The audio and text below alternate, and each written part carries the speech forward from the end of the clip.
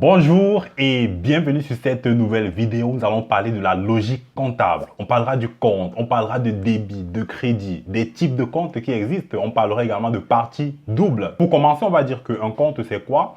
C'est l'unité élémentaire, c'est l'unité de base qui va recevoir l'information en comptabilité. Les opérations que l'entreprise va effectuer auront un impact en comptabilité parce qu'en comptabilité, il s'agit de retracer, de raconter l'histoire financière de l'entreprise. Et ça se raconte à travers des comptes. Le compte, c'est l'unité de base, c'est l'unité élémentaire à partir de laquelle on va donc enregistrer une opération en comptabilité. Je te prends un exemple pour te permettre de comprendre ça. Si tu veux comprendre l'histoire qui est racontée à travers un livre, tu vas parcourir le livre, tu vas lire les différentes pages du livre. Et il faudra lire l'intégralité des pages pour comprendre l'histoire racontée à travers le livre. Une page prise isolément n'est qu'une partie du récit, n'est qu'une partie de l'histoire. Pareillement, le compte est une partie de l'histoire financière de l'entreprise. C'est l'ensemble des comptes qui, à la fin, forment un bilan, qui forment un compte de résultats, qui permettent donc de communiquer sur la situation financière de l'entreprise, sa performance financière. Mais le compte pris isolément, c'est l'unité de base, c'est l'unité élémentaire qui va comprendre une partie de l'information comptable. Maintenant, un compte va donc être composé de deux parties. À gauche, on aura le débit. À droite, on aura le crédit. À gauche, on a le débit. À droite, le crédit. Pourquoi? C'est une convention comptable. Le normalisateur a prévu cela. Ainsi, on ne se pose pas trop de questions. Pas plus qu'on ne se poserait de questions lorsqu'on est dans un pays francophone et qu'il faut tout simplement être dans son véhicule et circuler du côté droit, circuler, n'est-ce pas, à droite, c'est prévu ainsi. Parlons maintenant du solde d'un compte. Un solde, à un moment donné, lorsqu'on fait la situation, lorsqu'on fait le point, va présenter ce qu'on appelle un solde. Le compte présente toujours un solde. C'est quoi le solde? Dans un compte, on va enregistrer des opérations soit au débit, soit au crédit. Lorsqu'on fait donc le point du compte, lorsqu'on fait la situation de ce compte-là, il s'agit de savoir quel est le solde du compte. Le solde sera donc la différence entre les mouvements enregistrés au débit du compte et les mouvements enregistrés au crédit du compte. Je t'ai mis ici un exemple pour te permettre de comprendre cela. On a ce compte qui va donc recevoir le 1er juillet une écriture au débit pour une valeur de 1000 francs, le 10 juillet une autre écriture pour une valeur de 2000. Le même jour, on a une valeur qui est portée au crédit du compte pour 500 francs. Et puis le 30, une autre valeur qui est portée là pour 500 francs. Qu'est-ce qu'on va donc dire le 30? Quel est le total des mouvements comptabilisés au débit? On aura 1000 francs plus 2000 francs. Ça fait un total des mouvements passés au débit du compte pour 3000 francs. Tandis que lorsqu'on fait la situation des mouvements qui sont donc passés au crédit du compte, on aura 500 francs plus 500 francs, ça fera 1000 francs. Quel est donc le solde du compte? Ce sera le total des mouvements passés au débit moins le total des mouvements passés au crédit. Et la différence entre 3000 et 1000 francs donnera donc 2000 qui est le solde du compte. Maintenant, lorsque le total des mouvements passés au débit est supérieur au total des mouvements comptabilisés au crédit, on dit que le solde du compte est débiteur ou encore le compte présente un solde qui est débiteur. En revanche, si c'est l'inverse et que le total des mouvements comptabilisés au crédit du compte est supérieur au total des mouvements passés au débit du compte, on dit que le compte présente une situation créditrice en ce que son solde est créditeur. Le total des mouvements passés au crédit l'emporte sur les mouvements qui ont été passés au débit du compte. Ce que nous expliquons là est fondamental pour comprendre les différents types de comptes qu'on aura en comptabilité. Pour ce qui est des types de comptes, on aura globalement deux grands types de comptes. On aura des comptes de bilan. Et puis, on aura des comptes qui vont rentrer dans le compte de résultat qu'on appelle des comptes de gestion.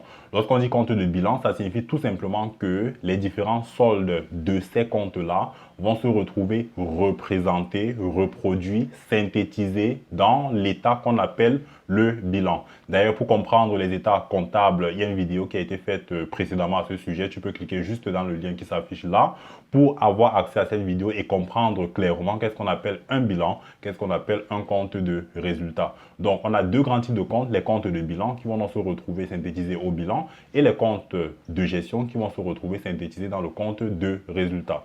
Mais on a les comptes de bilan, on a deux types de comptes. On a les comptes d'actifs et on a les comptes de passifs. Les comptes d'actifs sont des comptes qui vont toujours présenter un solde débiteur et qui vont correspondre aux biens que l'entreprise possède. Tandis que les comptes de passifs sont des comptes qui vont correspondre, qui vont toujours présenter un solde créditeur et vont correspondre à l'origine des fonds ayant permis à l'entreprise de financer l'acquisition de ces différents biens. Un exemple de compte d'actifs, ce sera par exemple les comptes d'immobilisation, des comptes de créances, des comptes de stock, des comptes de caisse présentant les espèces de l'entreprise. Le compte bancaire également rentre dans cette catégorie, rentre dans les comptes d'actifs parce que ça correspond aux biens que l'entreprise possède. Il convient également de préciser que ces comptes-là vont augmenter au débit chaque fois qu'on aura un nouveau bien qui est acheté, qui est acquis, qui est donc obtenu par l'entreprise. On va enregistrer cette opération comme étant une augmentation au débit du compte concerné, tandis que dans les comptes de passifs, ces comptes-là vont augmenter au crédit. Ça signifie tout simplement que ce sera par exemple les comptes de capital, de dette vis-à-vis des établissements bancaires, des dettes fournisseurs. Chaque fois que un fournisseur va nous accorder un crédit supplémentaire, chaque fois qu'on va lui acheter à crédit, on va tout simplement aller augmenter la dette qu'on a vis-à-vis de ce fournisseur en créditant son compte, en portant une valeur au crédit de son compte. Pour récapituler donc ici, les comptes d'actifs augmentent au débit et diminuent au crédit. Chaque fois qu'il y aura une diminution d'actifs, une diminution par exemple de stock, va être comptabilisée à travers le compte de stock qui va être crédité, une diminution de créance. Si c'est un client, par exemple, qui nous rembourse une partie de sa dette, on va constater la diminution de cette créance en créditant son compte. Tandis que les comptes de passifs, eux, ils augmentent au crédit et vont diminuer au débit. Ce sera par exemple le cas d'un remboursement de la dette vis-à-vis d'un fournisseur. On va comptabiliser ce remboursement de dette au débit du compte fournisseur parce que les comptes de passifs diminuent au débit et augmentent au crédit. Le deuxième grand type de compte qu'on aura, ce sera des comptes de gestion, c'est-à-dire des comptes qui vont être synthétisés dans le compte de résultat de l'entreprise. On sait que le compte de résultat va donc faire la synthèse des charges et des produits de l'entreprise. Dans les comptes de gestion, on a deux grands types de comptes. On a les comptes de charges et on a les comptes de produits. Les comptes de charges sont donc des comptes qui vont correspondre à des emplois définitifs. C'est des comptes qui vont correspondre à des dépenses de l'entreprise. Et qui dit donc dépenses dit charge parce que ça correspond dans l'immédiat à un appauvrissement de l'entreprise. Ce sera par exemple des comptes d'achat de marchandises, des comptes qui correspondent aux salaires et traitements, des comptes d'impôts et taxes, des comptes d'honoraires comptables, etc., etc. Ces comptes de charges, eux, ils augmentent au débit. Tandis que de l'autre côté, on aura des comptes de produits correspondant donc aux recettes de l'entreprise. Ce sera par exemple les ventes de marchandises, les ventes de services, les loyers perçus, etc., etc.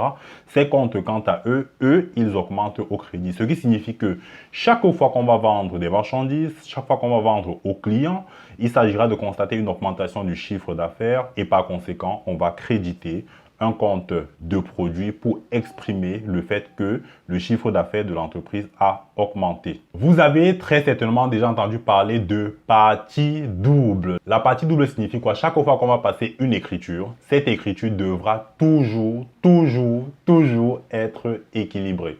Chaque fois qu'on débitera un compte, on va forcément en créditer un autre. Si on débite un ou plusieurs comptes, il faudra que le total des valeurs portées au débit de ces comptes-là soit équivalent au total des valeurs portées au crédit d'autres comptes en contrepartie. Voici un exemple pour illustrer cela. Le compte A ici, par exemple, il est débité pour 1000 francs. En contrepartie, on aura toujours un compte B ou alors plusieurs comptes B qui vont être débités pour des valeurs qui, au total, donneront 1000 francs. Donc ça, c'est vraiment un principe sacré. Si on va dire ça comme ça en comptabilité, là, le principe de la partie double qui voudrait que chaque écriture comptable soit équilibrée. Et vous allez observer ce principe partout dans les écritures comptables, au journal, dans le grand livre, dans la balance, dans le bilan, dans le compte de résultat. On aura toujours la notion d'équilibre qui va être conservée. D'ailleurs, dans une prochaine vidéo, on parlera de la production de données comptables et vous verrez comment à chaque fois, vous verrez comment il y aura toujours cet équilibre qui est vérifié, cet équilibre qui va donc s'observer dans les différentes situations qu'on va traiter. Voyons maintenant un exemple qui illustre parfaitement cette notion de partie double. C'est une opération qui va à la fois concerner un compte de charge et puis un compte de bilan. L'entreprise Conta Ltd qui contacte donc le 15 mars 2020 un prestataire pour louer une tente afin d'accueillir le surplus de clients à l'extérieur de ses locaux en cette période de confinement. En passant, on est toujours dans une situation de pandémie mondiale caractérisée par le Covid-19. C'est pourquoi j'ai mis cet exemple ici. Ce sera un petit rappel mémoire. Le règlement est fait en espèces pour 100 000 francs. Donc, elle loue une tente à un tiers, un prestataire, et qu'elle va donc payer en espèces pour 100 000 francs. Voilà donc comment est-ce qu'on va enregistrer l'opération. Quand on analyse cette opération, on voit que ça concernera à la fois un compte de charge et un compte de bilan. Pourquoi? Parce que ici, elle n'achète pas un bien. Elle achète un service. Elle a contacté un prestataire pour lui louer sa tente.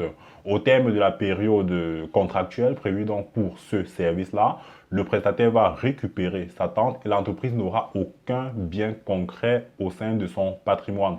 C'est pourquoi ici c'est une charge, c'est un emploi définitif, cette dépense qu'elle a engagée pour louer la tente sur le coût l'appauvrit pour une valeur correspondante, pour une valeur de 100 000 francs. C'est pourquoi on constate donc une charge, un appauvrissement de l'entreprise, une diminution du résultat de l'entreprise, et qu'on va débiter, on va porter une valeur au débit de ce compte de charge qui est un compte. Les comptes de charge sont des comptes qui vont s'identifier dans la comptabilité comme étant des comptes de charge par nature, le normalisateur ayant déjà prévu une nomenclature. Le plan de compte donc de l'entreprise va donc s'adapter à cette nomenclature et c'est ce qui est fait ici. Ici, j'utilise la nomenclature de l'environnement OHADA.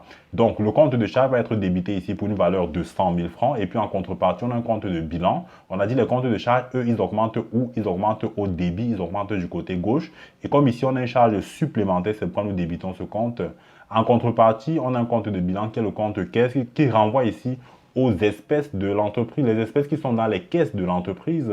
Ces fonds-là vont diminuer pour une valeur de 100 000 francs et nous savons que c'est un compte d'actifs parce que c'est un compte représentatif de ce bien qui correspond aux espèces de l'entreprise. Ce bien-là diminue pour une valeur de 100 000 francs. C'est pourquoi le compte d'actifs en question, il est crédité. Voyons maintenant, là c'est pour l'enregistrement au journal. C'est vrai qu'on aura une vidéo par rapport au journal, comment il se présente, mais dans le journal, ça c'est en vrai.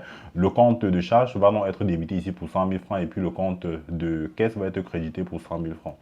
Voyons maintenant un autre exemple qui va concerner, ce sera une opération qui va toucher deux comptes de bilan. Ici, on ne sera plus dans une situation où on a un compte de charge et puis un compte de bilan. L'opération concerne à la fois deux comptes de bilan. Ce sera donc le cas de la société Conta Ltd qui encaisse le 15 mai une créance du client Kamga par virement bancaire d'un montant de 100 000 francs. Ce qui signifie que le client Kamga nous devait un montant de 100 000 francs et dans cette opération, le client règle sa dette et par conséquent, il n'aura plus de dette dans notre patrimoine. On n'aura plus de créances client Kamga. C'est pourquoi ici, on a deux comptes de bilan qui sont concernés par l'opération. On a un compte banque qui va lui augmenter de 100 000 francs parce qu'on reçoit un virement bancaire. Les fonds en banque augmentent. C'est un compte de biens, un compte de trésorerie qui va tout simplement augmenter et c'est pourquoi nous le débitons de 100 000 francs. Rappelez-vous, les comptes d'actifs, ils augmentent où? Ils augmentent au débit. Le compte client Kamga, quant à lui, le compte de créance, il va diminuer de 100 000 francs parce que lorsque le client règle sa dette, il ne nous doit plus rien. C'est pourquoi nous allons donc créditer son compte pour exprimer le fait que la créance de ce client a diminué de 100 000 francs. Et on peut voir comment l'opération va être enregistrée au journal de l'entreprise. On a donc le compte banque ici qui est débité pour 100 000 francs et puis le compte client qui est crédité pour 100 000 francs.